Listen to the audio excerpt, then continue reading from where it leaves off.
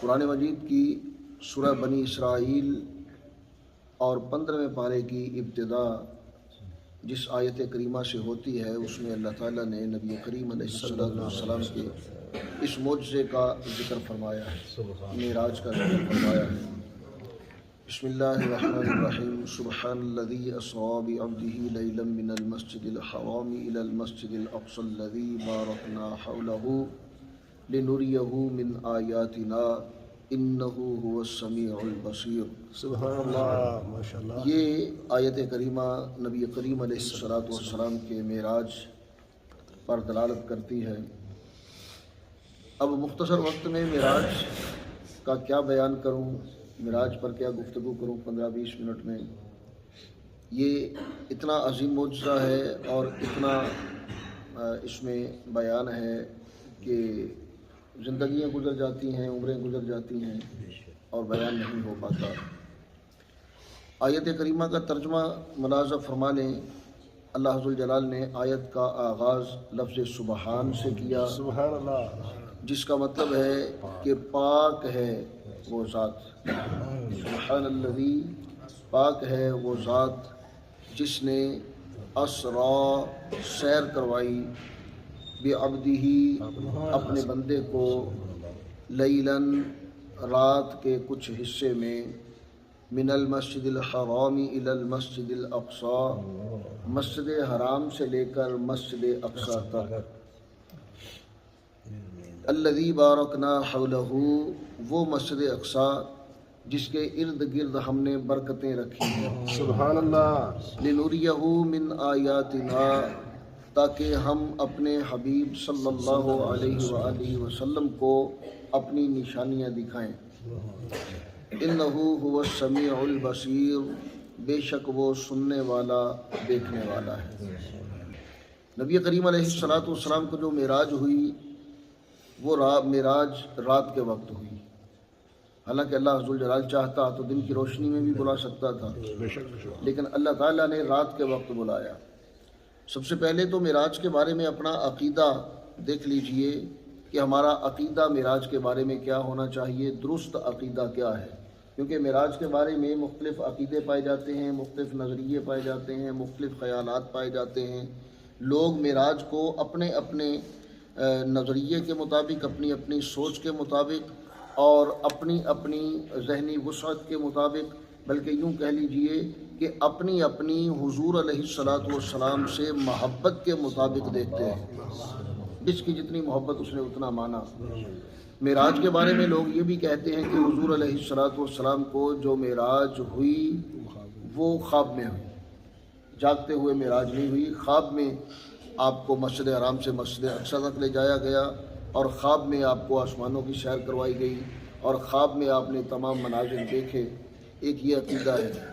یہ بھی عقیدہ پایا جاتا ہے کہ مسجد حرام سے مسجد اقصی تک جاگتے ہوئے معراج ہوئی اور مسجد اقصی سے آسمانوں تک اگلا جتنی معراج ہے وہ ساری اللہ تعالیٰ نے آپ کو خواب میں عطا فرمائی۔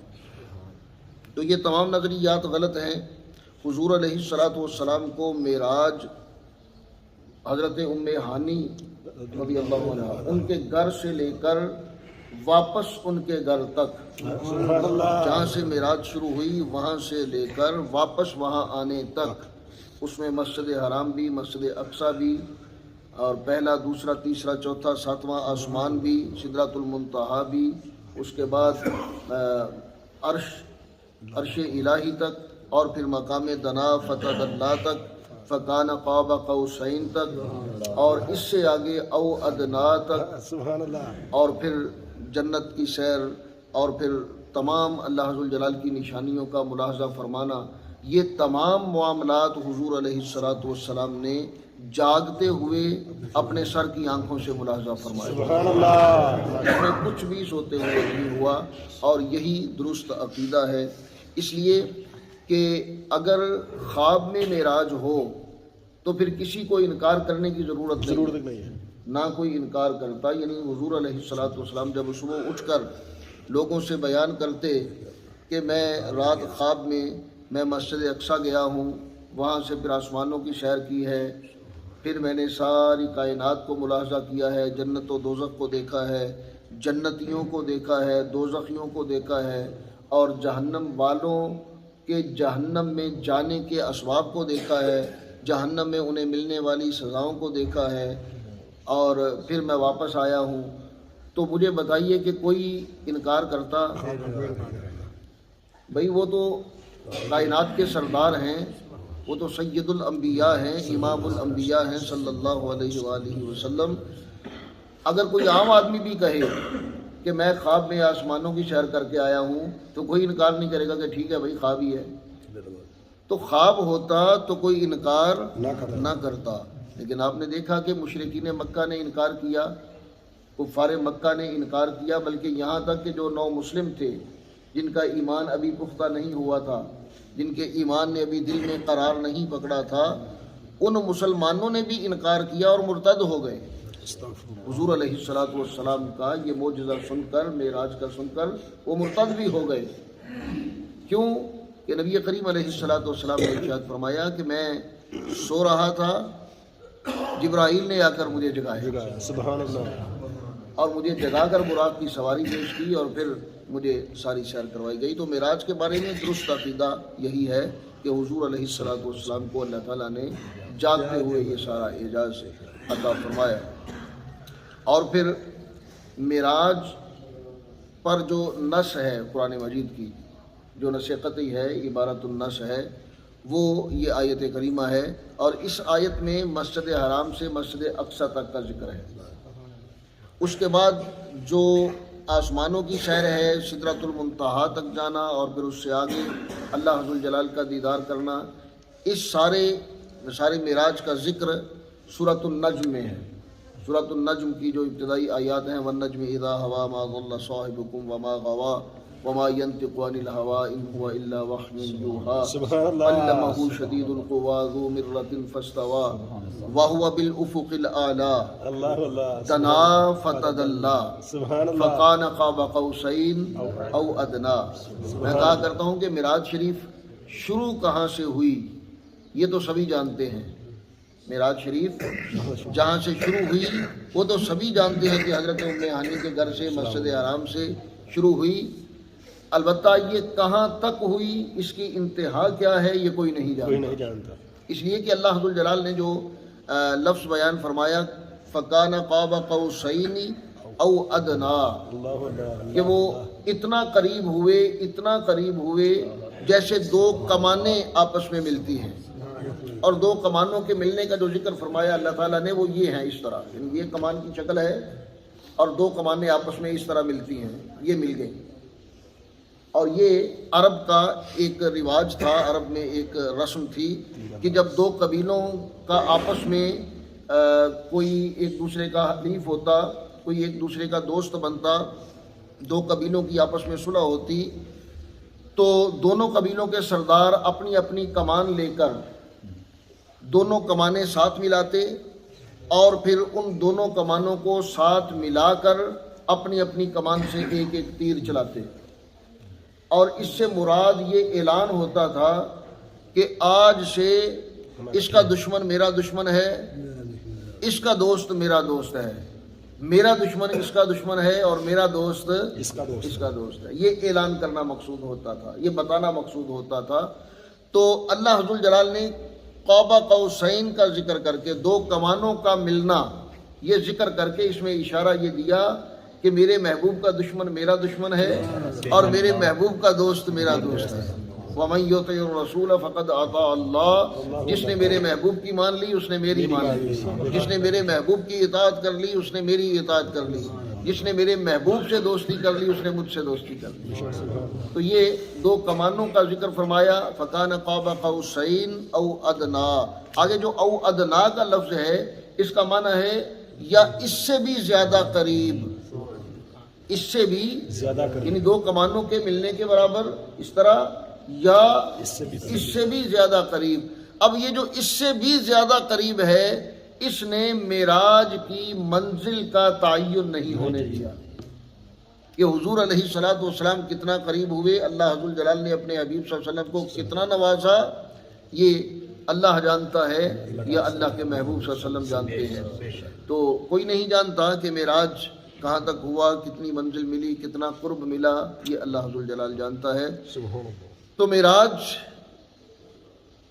حضور علیہ الصلوۃ والسلام کو رات میں ہوا، اور فرمایا لیلا، یہ اس میں نکرہ ہے، اور اس کی تنکیر کی وجہ سے یعنی نکرہ ہونے کی وجہ سے اس سے مراد ہے کہ رات پوری نہیں، مکمل رات میں معراج نہیں ہوئی، بلکہ رات کے کچھ حصے میں معراج ہوئی.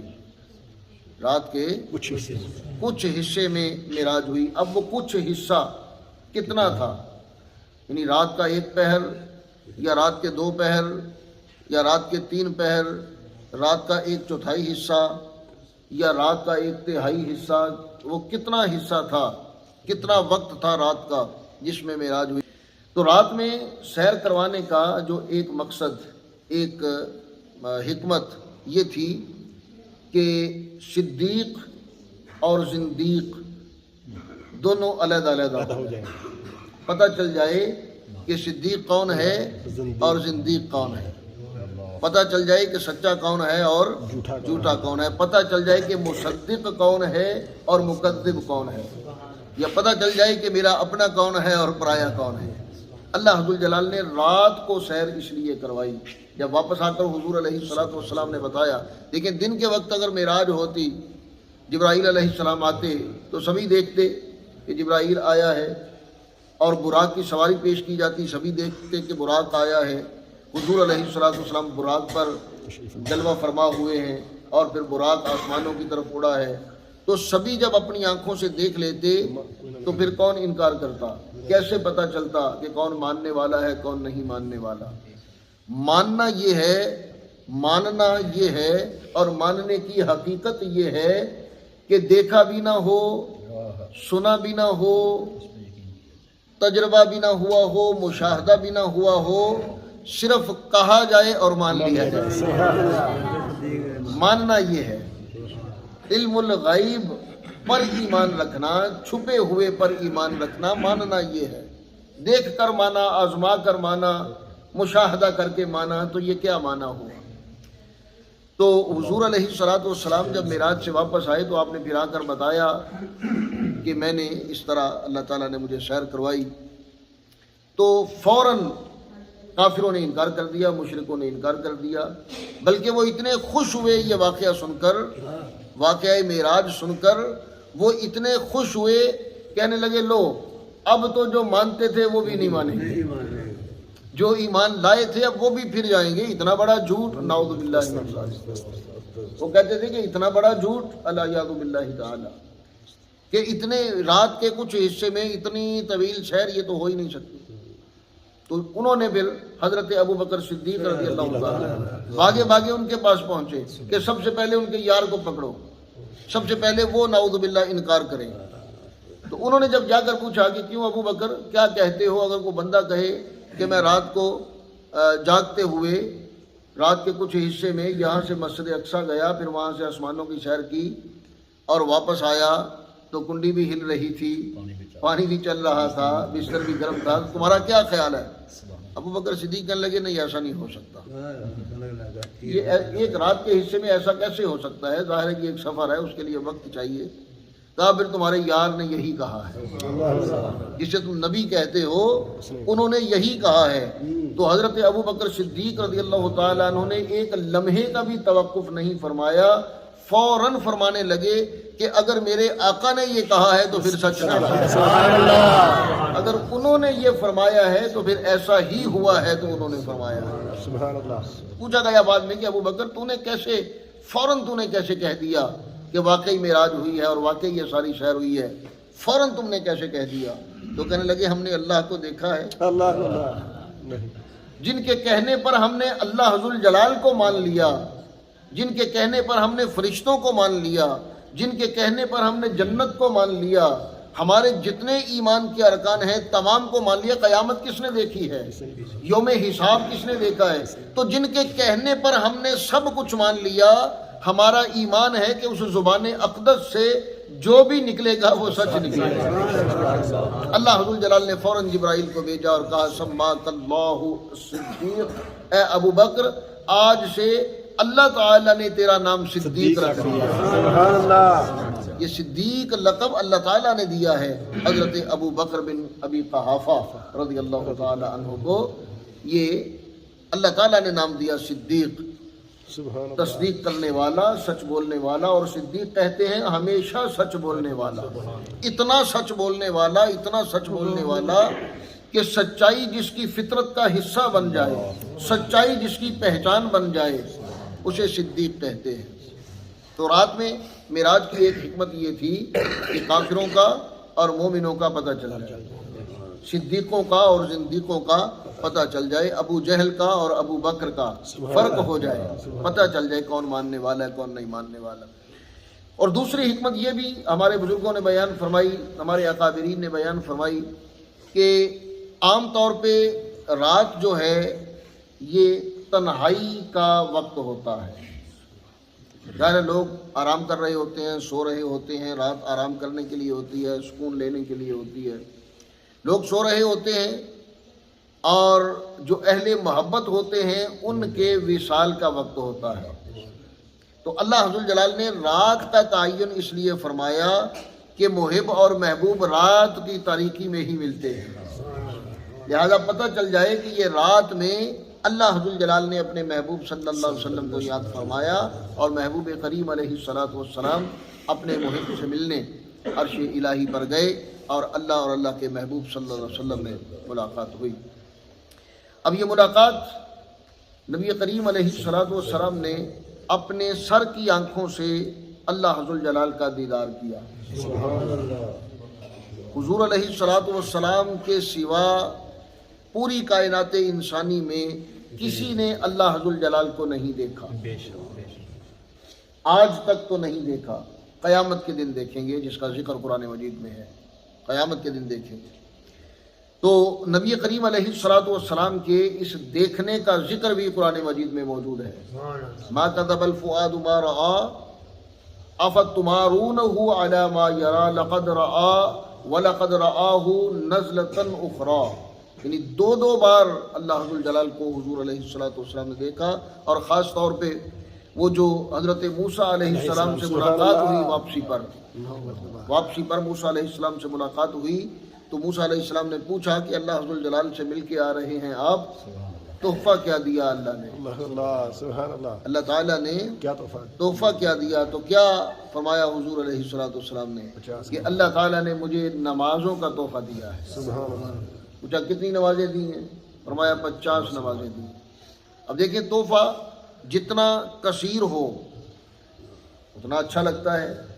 50 کی بجائے 100 ملتی تو حضور صلی اللہ علیہ وسلم زیادہ خوش ہوتے. 100 کی بجائے 200 ملتی تو حضور صلی اللہ علیہ وسلم زیادہ خوش ہوتے. کیونکہ جتنی تعداد اور جتنی مقدار زیادہ ہو تحفے کی اتنی زیادہ خوشی ہوتی ہے. ایسا ہی ہے نا، تحفے کی مقدار جتنی زیادہ ہو اتنی زیادہ خوشی. تو حضور علیہ الصلوۃ والسلام بڑے خوشی آپ تشریف لائے.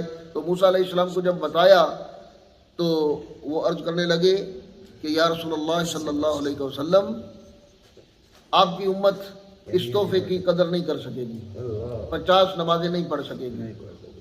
تو حضور علیہ الصلوۃ والسلام نے تو فرمایا ہوگا کہ بھئی یہ کیسے ہو سکتا ہے کہ امت میری ہو، ماننے والے میرے ہوں، محبت کرنے والے مجھ سے ہوں، ایمان لانے والے مجھ پر ہوں، اور مجھے جو تحفہ ملا ہے 50 نمازوں کا، میری امت اور میرے محبت کرنے والے وہ 50 نمازیں نہیں پڑھیں گے، یہ کیسے ہو سکتا ہے؟ لیکن چونکہ موسیٰ علیہ السلام اس تجربے سے گزر چکے تھے، انہوں نے کہا نہیں پڑھیں گے، آپ جائیں، ابھی موقع ہے، کم کروا لیں. اب تحفہ لے کر واپس دینا بڑا مشکل ہوتا ہے. تو حضور علیہ الصلوۃ والسلام نے فرمایا کہ مجھے شرم آتی ہے. کہا یہ وقتی شرم یہ اچھی ہے، آپ جائیں اللہ عز و جلال سے کم کروا لیں. گئے تو اللہ تعالیٰ نے 5 نمازیں کم کر دی. واپس آئے، کہا ہاں کتنی رہ گئیں؟ 45. پھر چلے جائیں. بار بار گئے. کتنی بار گئے؟ 9 بار. 9 بار گئے، 45 نمازیں کم ہو گئیں، 5 رہ گئیں. اب جب 5 رہ گئیں تو موسیٰ علیہ السلام نے پھر کہا کہ ایک بار پھر چلے جائیں. تو کہا کہ نہیں، اب تو مجھے شرم آتی ہے.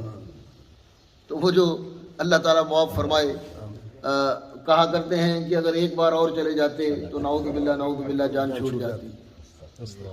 یہ کہنا بھی گناہ ہے، یہ کہنا بھی گناہ ہے، ایسا سوچنا بھی گناہ ہے.